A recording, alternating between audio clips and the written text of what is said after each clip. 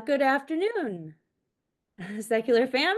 Welcome to everybody joining us today. Please put your name in the chat and change the settings with that little blue button from host to panelist, host and panelists to everyone, so we all know that you're here. In just 3 days, we will find out how many of the terrible campaign promises will become reality. And in the meantime, if you want to show your disdain for the incoming oligarchy, the People's March will be happening tomorrow at Wesley Boland Plaza from 10 to 12. And we will have a table there along with many other wonderful nonprofits. And there's going to be great speakers. I encourage all of you to touch grass on Monday rather than tuning in to the fascist festivities. We need to reserve our strength for things that actually matter. But for today, we are speaking with Elle Hardy. Elle is an Australian-born writer who lives in New Orleans. She's reported from every continent on Earth, including places as far afield as Turkmenistan, Ethiopia, North Korea, and the backwoods of Alabama. Writing credits include The Guardian, GQ, and The New Republic. And in 2024, she received the Award of Excellence from the Religion Communicators Council for her story, Demons Be Gone, Meeting America's New Exorcists for The Guardian. Elle has also appeared in the documentaries for Discovery Plus and Beetota Advocate, co-hosted False Prophets for iHeartRadio, and is a regular on ABC Australia's Planet America podcast. Is there anything in your bio that I may have missed? No, I think that covers it pretty well. All right, I'm going to go ahead and hand it over to you, and I'll turn my camera off so we can focus completely on you. Elle, take it away. Thank you, and thanks everyone for joining in.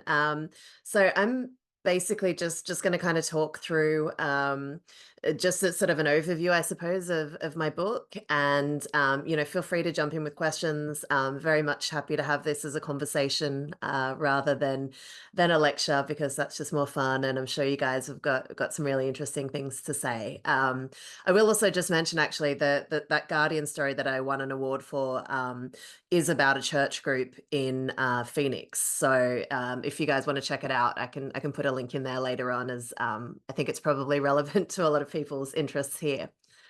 Which may I, real quick, since you said it's okay to to pop in, what church?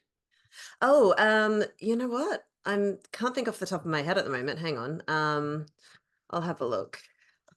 It's not so much a church, it's a group. The figure who runs it, you might know. Is it a Charlie Kirk affiliated group?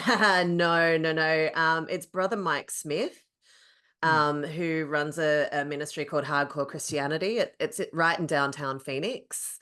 And he's a deliverance minister. And he has I think he has a radio show in Phoenix. He seems somewhat well known when I mentioned it, when I've mentioned it to other people, just sort of been around as a prominent figure in the area for quite some time. Wow, hardcore Christianity. I would absolutely stay away from that church. All right, go ahead, Elle. Sorry. No, that's fine. As I said, I suspect some people probably might have heard of him. But yeah, that was sort of tangentially related to my book, which is about the global Pentecostal movement, which is the fastest growing religious movement on earth. And I think, what really interests me about it, I suppose, is that a lot of people, in the West, particularly, sort of liberal-minded secular people see the sociological phenomenon that's always been talked about of modernity is that societies tend to get more secular. And this is going against the grain. In a lot of parts of the world, people are getting more religious, and the Pentecostal movement is really driving it. And what we're also sort of seeing in the US, which I'll touch on later, is that there might be fewer and fewer people identifying as Christian, or as evangelical Pentecostals, but those who are tending to be more politically active and more rusted on, and I think that is quite an important shift that we are seeing. But to go back to the beginning, in the beginning, as the Bible might say, this is a branch of Christianity that was started by the son of freed slaves in 1906 Los Angeles. And just over a century, it's become the fastest growing religion on earth. So it's a pretty remarkable a pretty remarkable shift. So basically, in terms of defining Pentecostalism, I call it born again plus. So it is a branch of evangelical Christianity. As with all evangelicals, first a believer needs to accept Jesus as their Lord and Savior. The plus part is the Holy Spirit of Pentecostals that then fills the new believer. And they're filled with the 9 gifts of the Spirit. So that's things like miracles, prophecy, divination, and what Pentecostals used to be best known for, which is speaking in tongues. Although today, fewer and fewer people within the movement are speaking in tongues. I mean, again, I think that is actually just a product of modernity. Most of the early Pentecostals did think that they were, speaking Chinese, and some particularly prominent ones even, set sail for China and got there, realized they didn't, speak a lick of Chinese, and a lot of them died of dysentery before they, could barely open a Bible. But that's sort of by the by. Um, what's really important with Pentecostalism is that key point of difference, which is the focus on the Holy Spirit. So it's believers' direct experience and personal interaction with the presence of God and all the miracles that come with it. So as I say, it's success in matters of mind, body, spirit, and wallet. And it's this direct experience that I think makes it a religion for today. People are used to, social media having no intermediaries between you and a celebrity you might like, or a favorite writer or something like that, a political figure. And so I think there is something really in that directness that really makes it a religion for the here and now.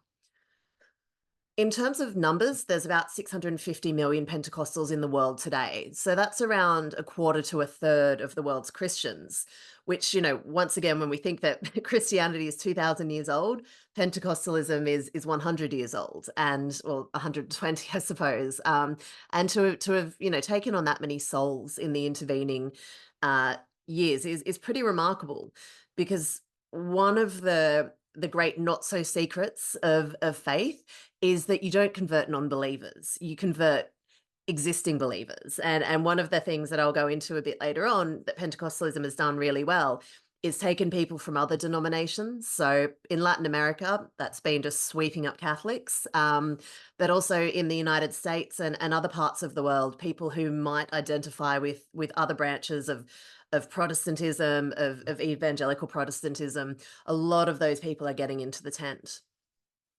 And then I argue as well that not only is it that 25 to 30% of Christians who are active Pentecostals now, their explosive growth, there's so many other denominations copying Pentecostal practices. So I think we can really say that that's influence is much, much wider. To put the shift in context and really how much Pentecostal faith, conversions to Pentecostal faith has accelerated in the last couple of decades alone. In 1980, only about 6% of global Christians were Pentecostal. By some estimates, in the last decade or so, Pentecostals have converted 35,000 people each day. 35,000 people a day. It's just a remarkable number. The best way I think of to put that in context is for example, the NBA arena in Phoenix is about 18,000 people. So double that amount of people each day are converting. So it really is just a phenomenal number to try and wrap our heads around. At the present rate of growth, which isn't necessarily guaranteed, by 2050, about 1 in 10 people, or 1 billion people around the world, are projected to be Pentecostal.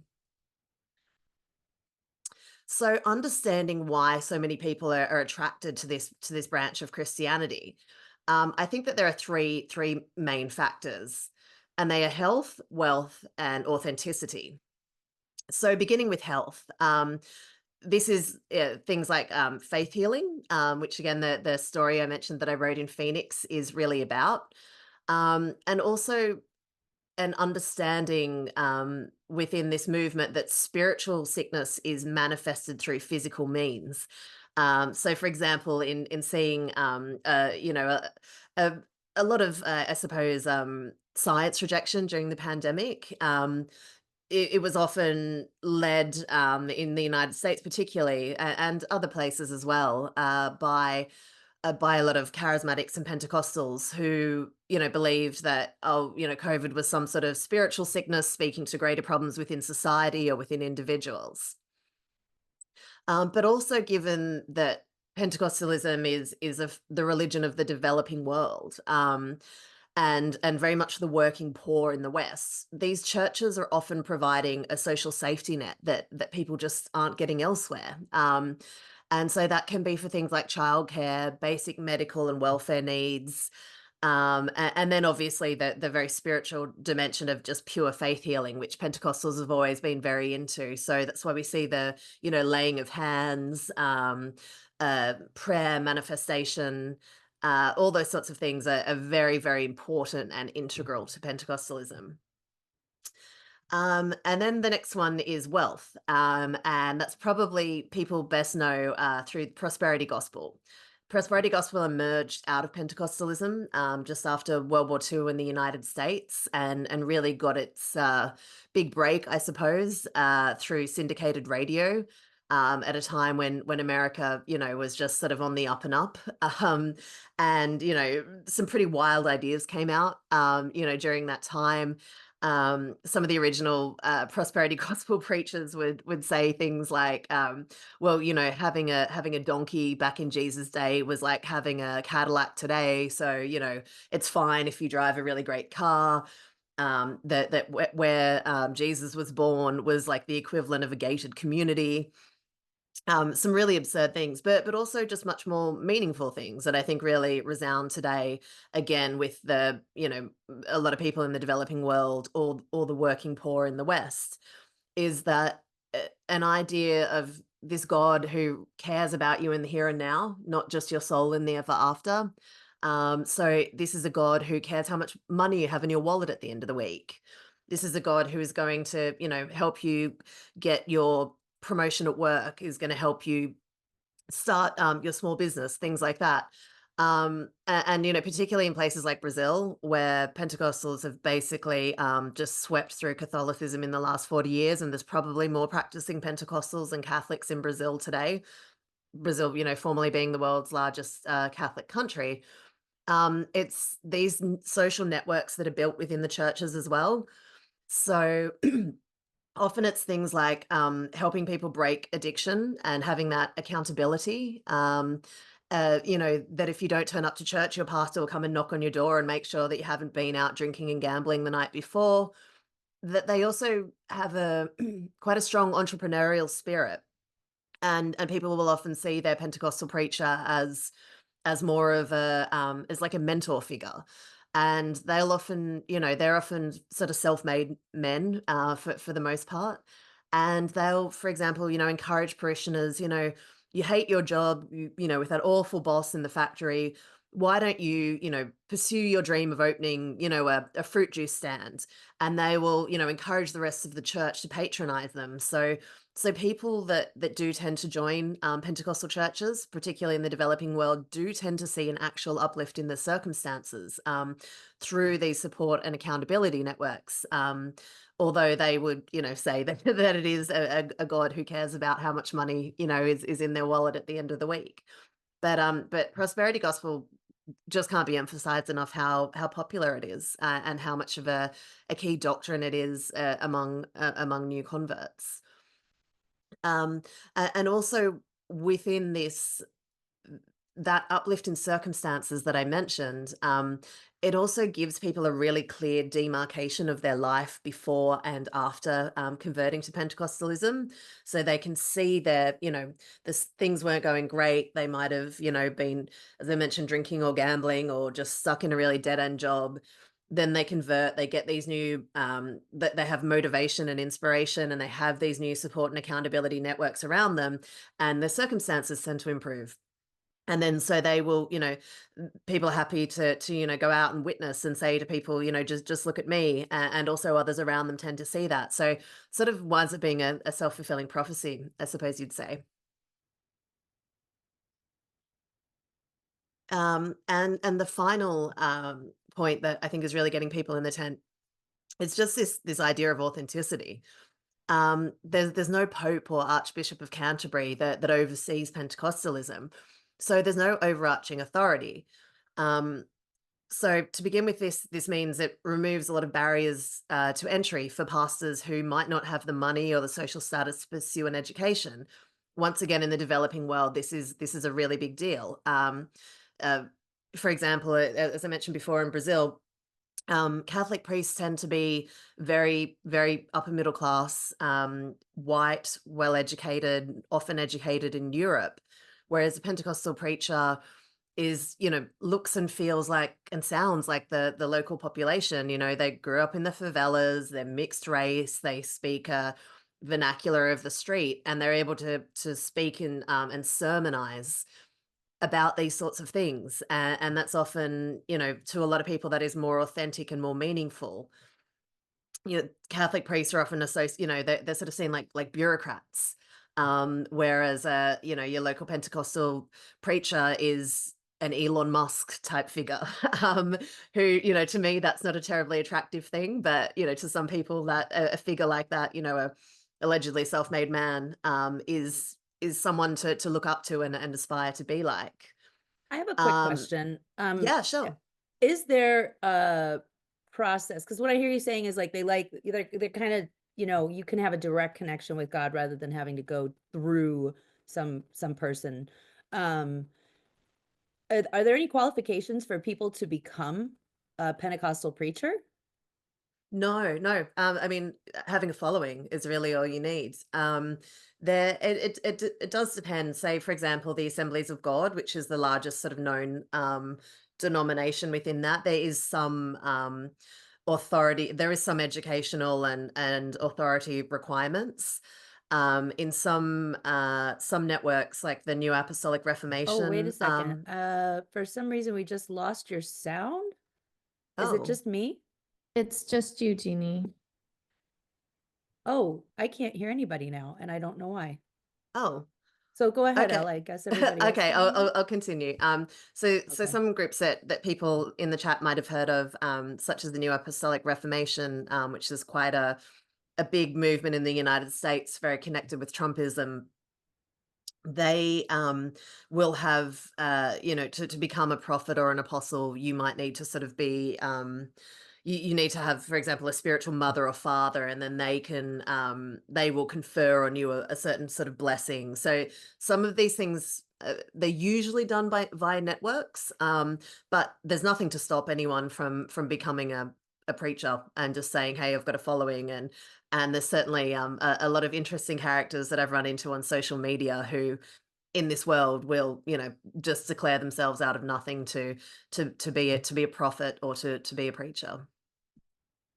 It makes me think of I'm a big fan of like, true crime. I love docuseries that have to do with either true crime or um cults especially. But I just finished the latest season of The Curious Case of Natalia Grace, which is about this girl who's got dwarfism from the Ukraine, and she ends up with this like Pentecostal family, and they basically scam her out of her social security benefits and her speaking engagement, winnings or salary that she was paid. There's always a grift somewhere, I swear. Go ahead, sorry. Yeah, I've heard of that. I haven't actually seen it, but yeah, I've certainly heard of the case. And yeah, Pentecostalism was growing, is still growing in Eastern Europe. And interestingly, actually, in Ukraine, I've interviewed him. One of the more prominent Pentecostal figures there is actually a Nigerian minister who's gotten himself into a bit of trouble, with parishioners and money and things like that. But anyway, so I guess the takeaway from that point about authenticity and perhaps not having the traditional religious education, is really that heavily spiritual, syncretic at times with other forms of faith or with local customs. And it really is helping people find their own individual connection with God. So the way that I guess I kind of the best way to kind of describe how I suppose this is changing from for example, your Jerry Falwells or your kind of old school evangelical preachers, is that someone's, a Jerry Falwell, a Billy Graham would say that they speak to God in prayer. A Pentecostal will say that God speaks through them. And I don't think it takes a lot of imagination to see that is both very personally powerful, but can also lead some people to make some pretty spurious and dangerous claims. So as I've mentioned, Pentecostalism is really flourishing in parts of the developing world, but almost everywhere you look. So it really began as that multicultural, multiracial American phenomenon. From its earliest days when the Azusa Street revival happened, which is sort of seen as the founding moment of Pentecostalism. By the son of freed slaves. They did let people from different races sit side by side. They let women get up and preach. And so they were always, Pentecostalism has always been a little bit different and a little bit more accepting and I suppose democratized form of evangelical faith.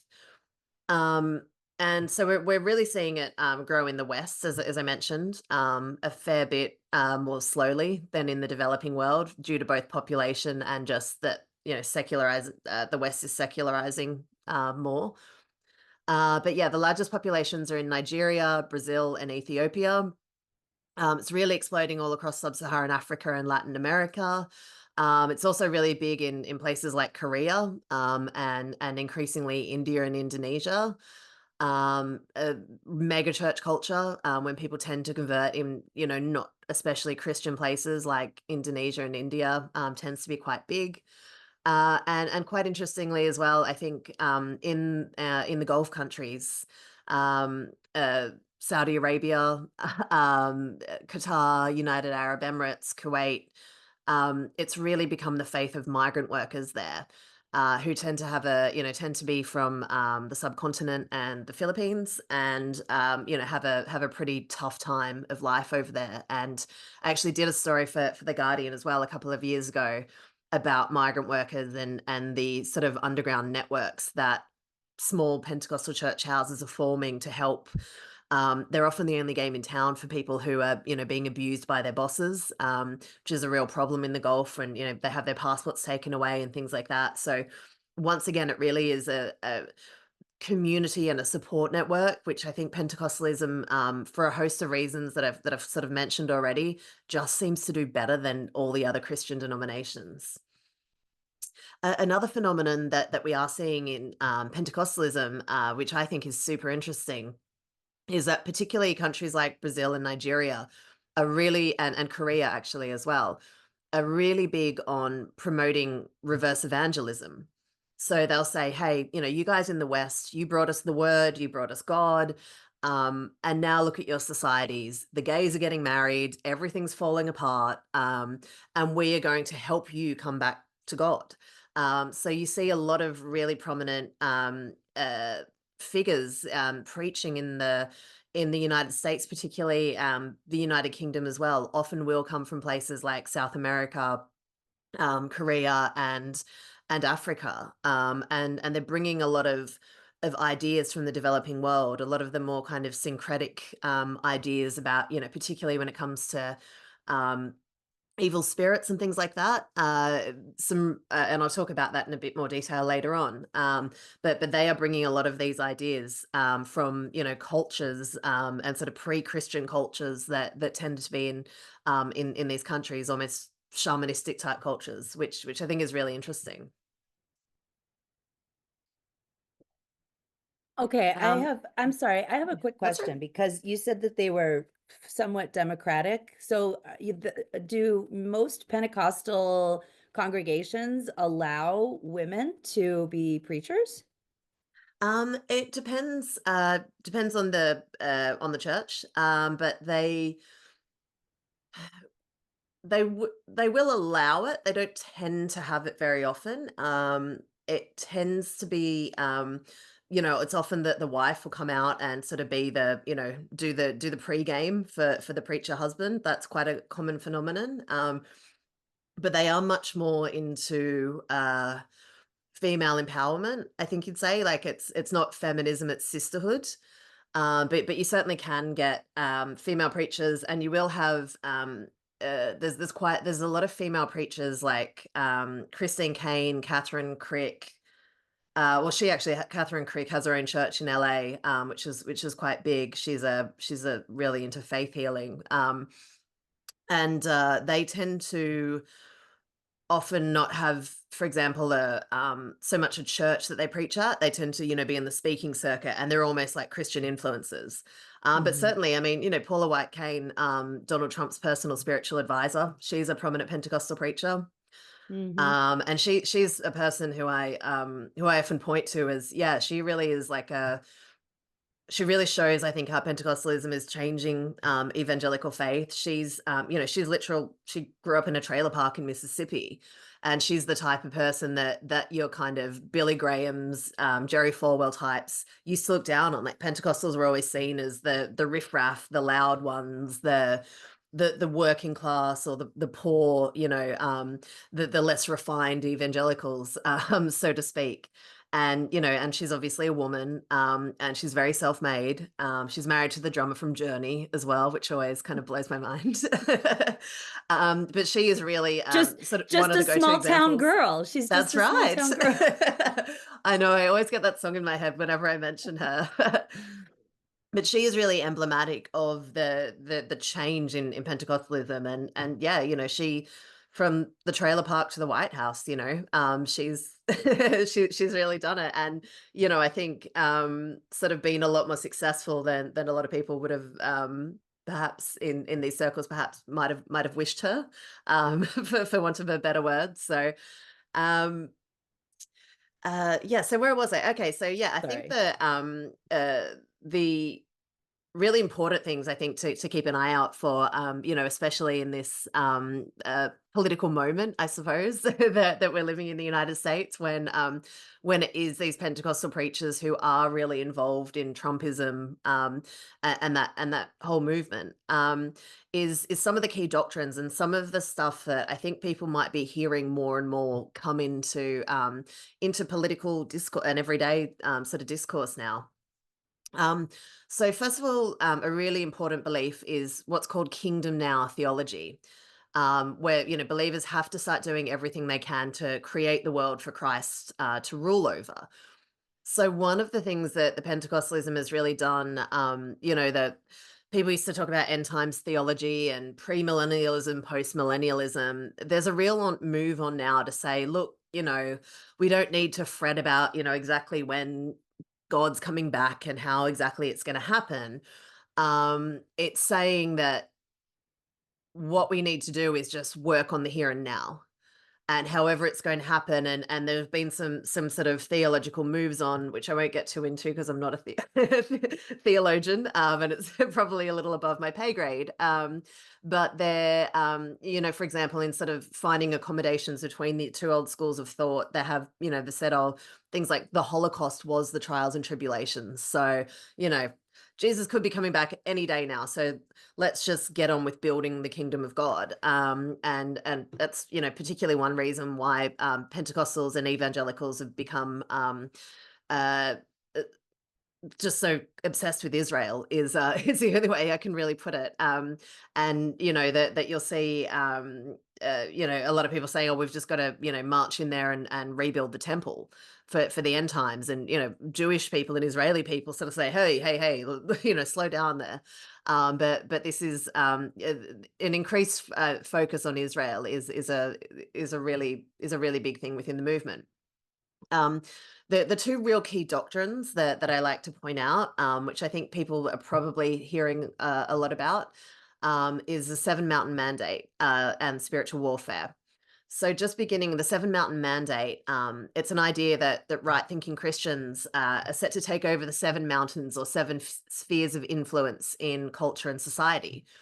So that's education, religion, family, business, government, arts and entertainment, and the media. It really is just repackaged Christian dominionism for the 21st century, but it's really fortifying the radical right of American politics in particular at the moment. And so you will often hear people like Charlie Kirk that you mentioned earlier. He uses the language of Seven Mountains Mandate a lot. So he'll talk about we've just got to conquer those fears, or speaking about the mountains. So it's something to really keep an eye out for, because it's within Trump world. It has become quite a doctrine, or just even a way of speaking, I think, for a lot of people. And that's why we do see at local politics levels, we do see a lot of people who are into this movement, get really involved in local school boards, in local areas of government, because they really understand conquering mountains as, take on the local first, and build up to government.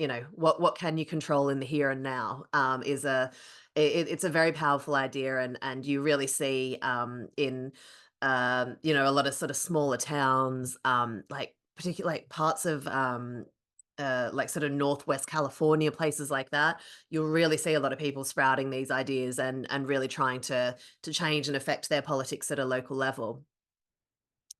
And then the spiritual warfare, again, is something, the language of which has really, really infused the politics of the American right, and of Trump world. And spiritual warfare is basically the idea that demons and evil spirits are present and intervening in our daily lives. As I mentioned earlier about reverse evangelism, this is an idea that came back from with an American missionary from South America. He'd spent a lot of time in Bolivia and Argentina, I believe. His name is Peter Wagner. He's sort of known as the godfather of the New Apostolic Reformation that I finished earlier. And he brought back, essentially, sort of pre-Christian demonology from South America. And it's become a really, really big doctrine that has spread globally. So in short, there are three levels of spiritual warfare. The most important one to Pentecostals being territorial spirits. So they sort of say, you can have, you can be individually infected with a spirit, often manifesting as sickness. But the third level that Pentecostals are really interested in is this idea of territorial spirits. So that's saying that places and institutions can be occupied strategically by demons. And so often the kind of examples, or the kind of times you tend to hear these language, is around things like gay nightclubs, or like a gay district. The Democratic Party is often spoken of in these terms. And so, as you can understand it, there's a bit of slippery slope stuff happening here, because believers in spiritual warfare will say that these are evil forces, and they aren't just advocating, I suppose, for things that they oppose. They're saying that there is actual evil here, and the place or the institution needs to be cleansed. And that's why you'll often see people speaking about spiritual warfare and territorial spiritual warfare at things like January 6th at the Capitol riots, when there's been a few rallies and things in Texas outside of gay clubs, to really intimidate people, and to speak in a very violent spiritual language, that is designed to, eventually to, in theory, to run evil spirits out of town. But very clearly, there's also a level of intimidation, and potential physical violence on the kind of people that maybe in the Democratic Party or in a gay nightclub. Again, we're just seeing the language of spiritual warfare really be amped up all over the world, but very much what we're seeing in the United States at the moment. I'm a fairly public facing person. I will attend committee hearings at the Capitol or school board meetings. And sometimes, and I talk about this a lot, like they will look at me because they think I'm a literal demon. Like they think that I am doing Satan's work. Like they think that their worldview is very black and white. And I'm not just talking specifically about like, Pentecostal folks, but all evangelical extremist types. Like it, and to them, that means that their violence against other people is justified because they are in a holy war against Satan. It's It's hard to wrap your brain around it, really. In 2024, this is where we are, you know? Yeah, and I mean, this isn't to say that obviously all Pentecostals are like that, but I suppose a large part of my work has been really showing the connections with the religious right, and with the sort of the new right in global politics. So Jair Bolsonaro, Javier Milei in Latin America. Abiy Ahmed in Ethiopia, obviously Trump, Pentecostals were behind him way before all the other evangelicals were, and it's showing this kind of symbiosis, I guess, that is going on, and just how politically charged a lot of this faith has become. I'm gonna go back because I've seen a couple questions come in, Sure. so I want I to go was ahead. And Yeah, it's no, please. I've gone over time, so yeah, let's hit some questions. Oh no, you're totally fine. It's interesting because your conversation today, your presence today has brought out some of our recovering Pentecostals. So Oh, there's a okay, few people great. in the I didn't have there's a time to few really read people in the questions as they went along, but yeah.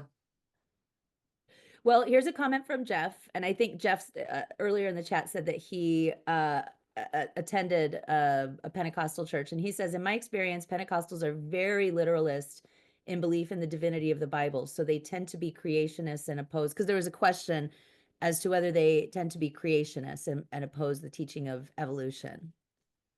So, Um, yeah. yeah, I mean, look, it really depends. And look, I sort of use Pentecostalism as a catch-all. To be honest, like a lot of churches don't now, which is really confusing. A lot of churches tend to be more in the charismatic or the neo-charismatic end, or they call themselves non-denominational. So it really depends, honestly, on the church you grew up in, within this movement, and where and the time. So it's, yeah, you will. The real kind of fire and brimstone Pentecostal churches, absolutely, very, very literalist. Your Hillsongs and groups like that, avoid it like nothing else, because they're big city churches for young people, and they're all about they're much more like a Tony Robbins seminar than a church service. So it really depends on the type of church, yeah, and your influence. But certainly, like a lot of these kind of churches in small town America, absolutely, you're going to get your much more fire and brimstone style of theology. Okay. There's another question here from Jay. He asks, is Pentecostalism growing faster than nuns or no religion in the United States? Because Pew and Gallup have reported nuns as growing faster than more formal religions. Yeah, so Ryan Burge is a fantastic sociologist of religion, and he's actually a Baptist preacher as well.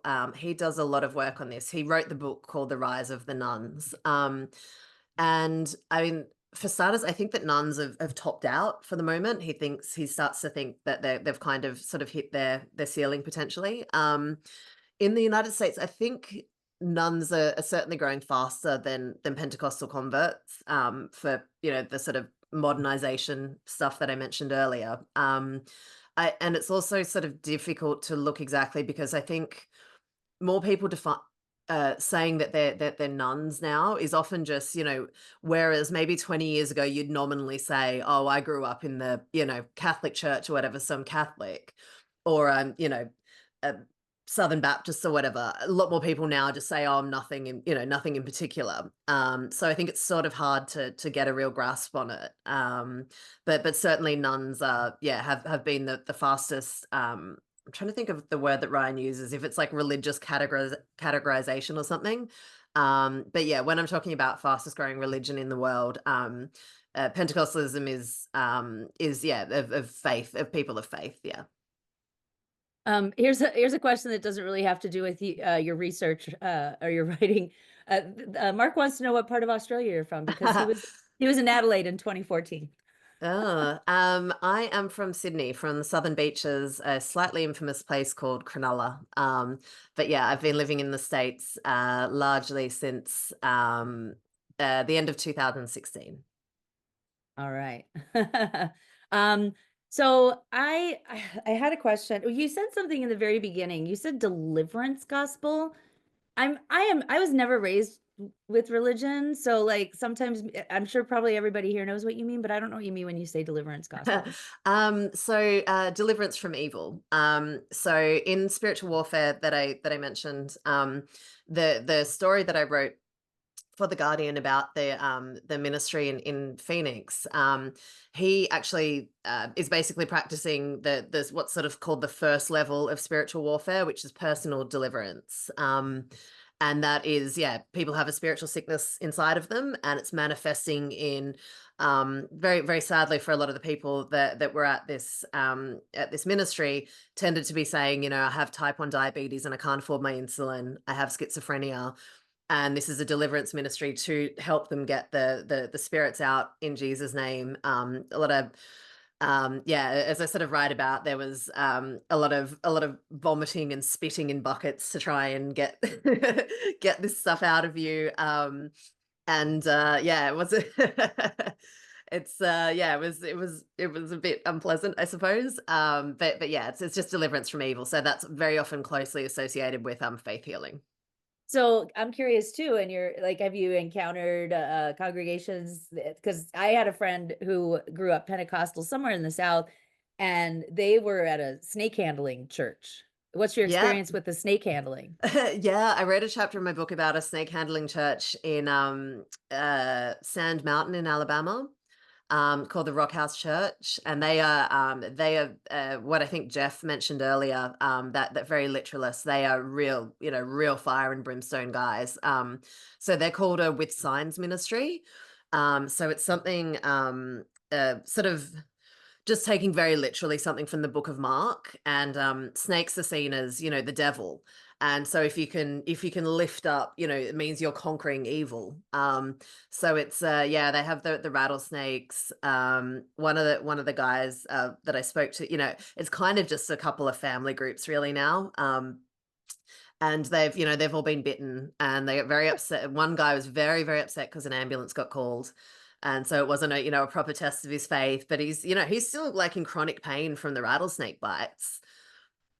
And Wow. they do a bit of I think, is it pronounced strychnine, the sort of rat poison? They do a bit of drinking of that as well. They drink rat poison? Yeah, yeah, and it can make you, yeah. So it's Wow.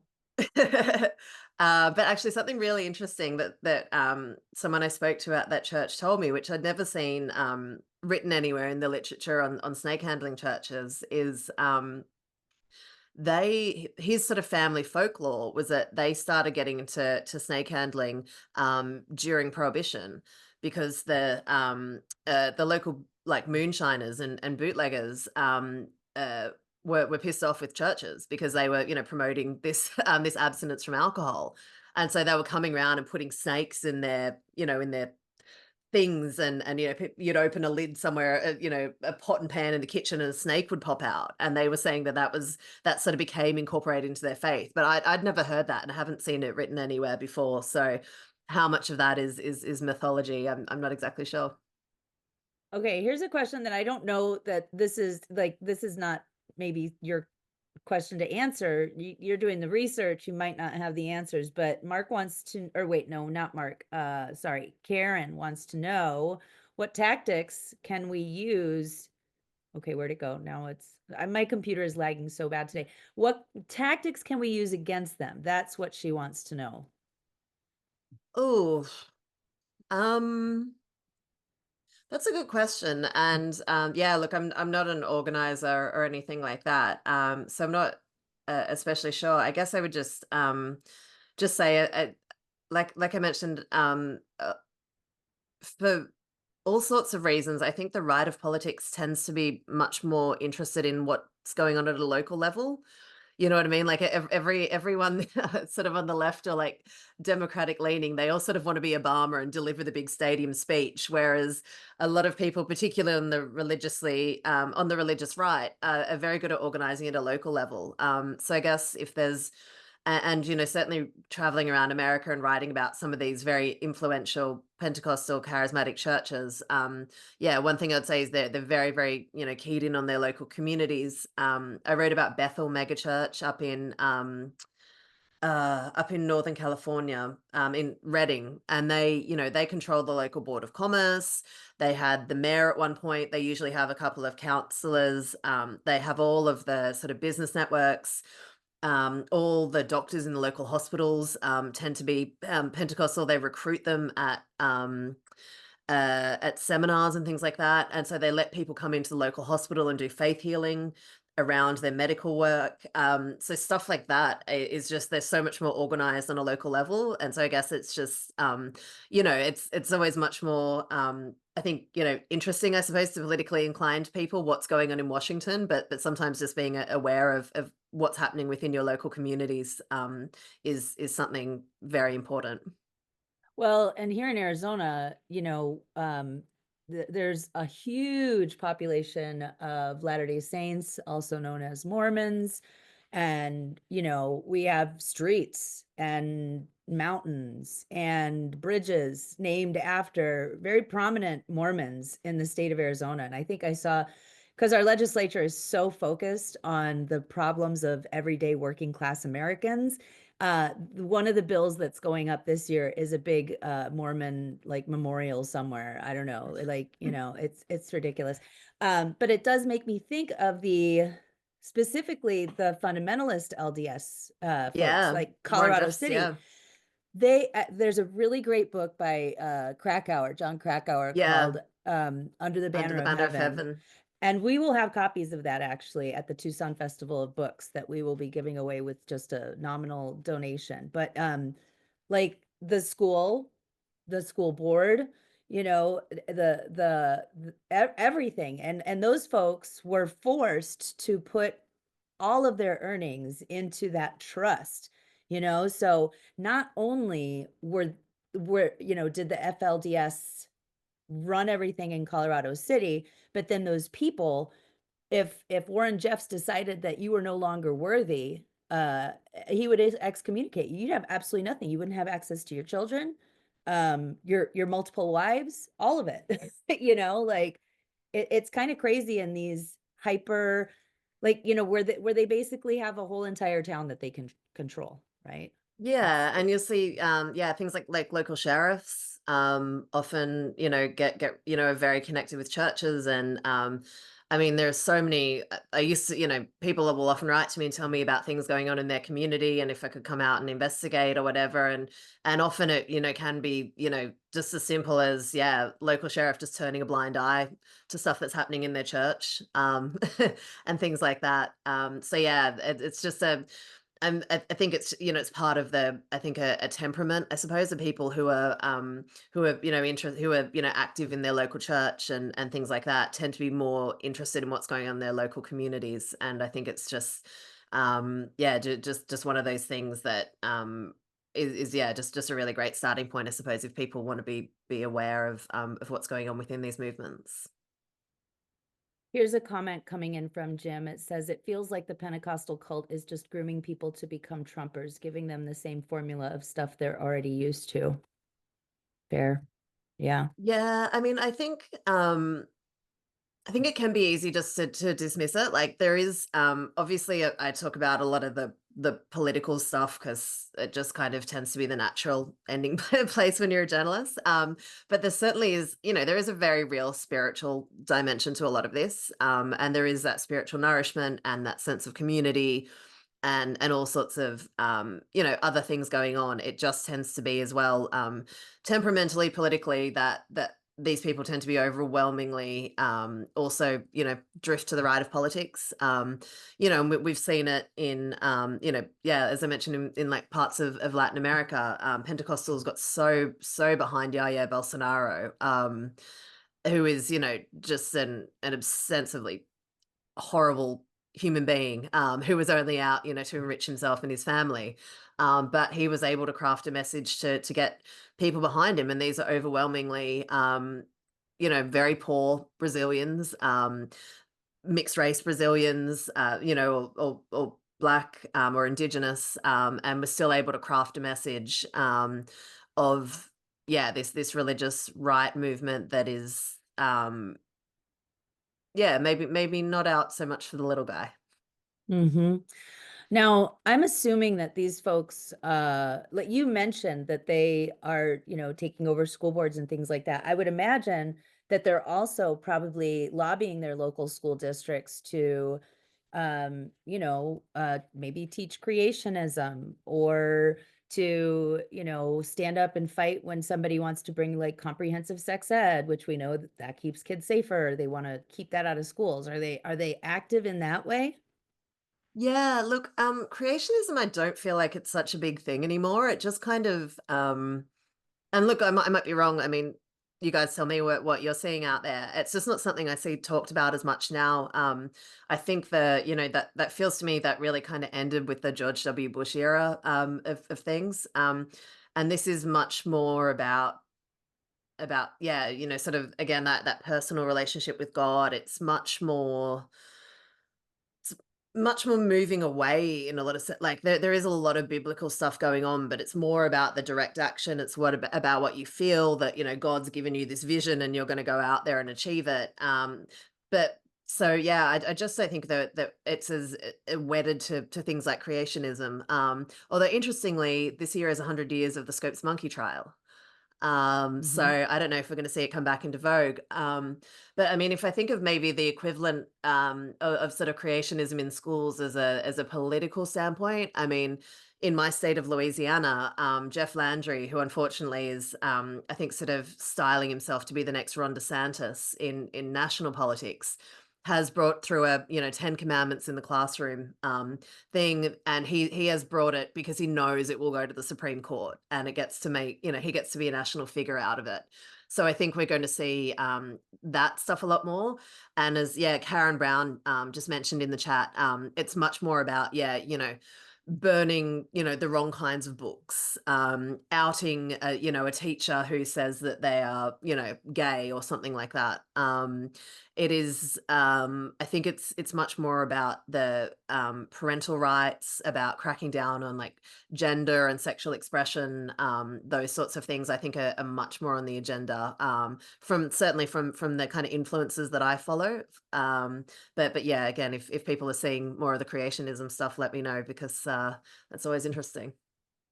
We did have a former school board member here in Arizona who, um, first of all, insisted on reading scripture before she gave her board member comments, but also voted against the science curriculum that, it goes through a process. There's a committee of stakeholders, teachers, parents, students, administrators, maybe even business leaders in the community, and they go through a very lengthy process that takes probably 9 months to a year of reviewing multiple curriculums. And like, these school board and I predict one of the new board members on that very board has promised that she is going to bring LifeWise to the school district. And I just read an article yesterday about LifeWise in Ohio, and I don't know if that's Pentecostal or exactly what, but it's just biblical curriculum that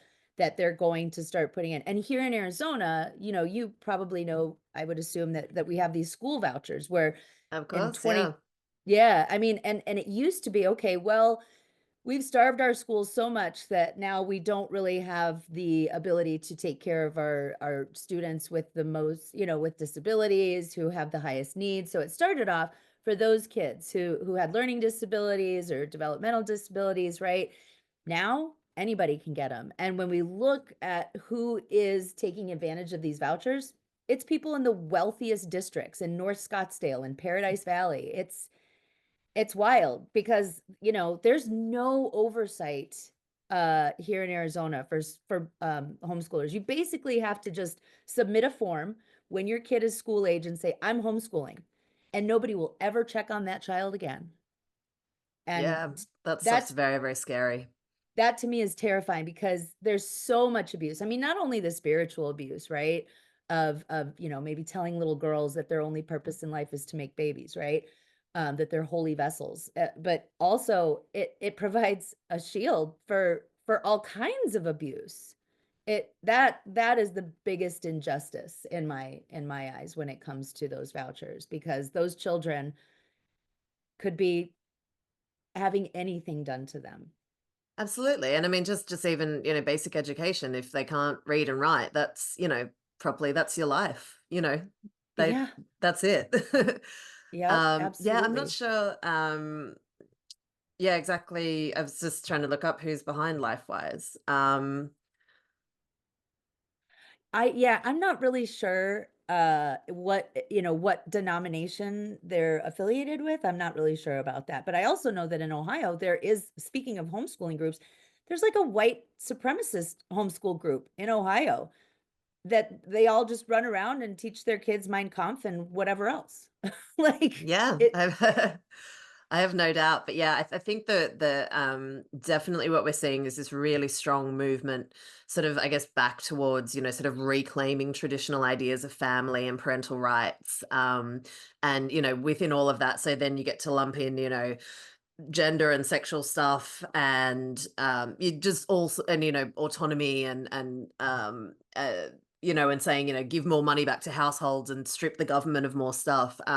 So it's generally very involved with this movement, and I think that that's just a really big part that has been able to kind of encompass sort of the wider movement, and it's a way to get people to coalesce, and also to reach out to people in politics like your Elon Musk's, who is really, promoting the same sort of stuff, just with it more of a, sort of techno futurist bent instead of a religious bent.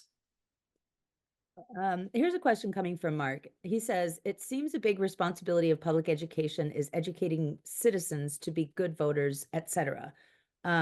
Would you say that the Pentecostals have little interest in this? Oh, I mean, that's a great question. I mean, traditionally, until basically after World War II, Pentecostals wouldn't vote. I mean, a lot of evangelicals wouldn't vote.